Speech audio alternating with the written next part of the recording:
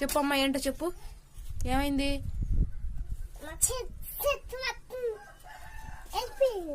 ఎక్కడికి వెళ్ళింది? ఇందాక అన్నావుగా.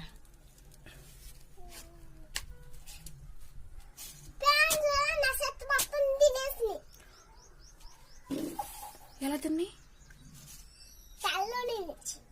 తల్ల పొయ్యిలు ఉన్నాయా?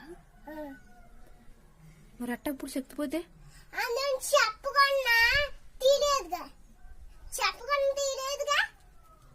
నేను తీయాలా?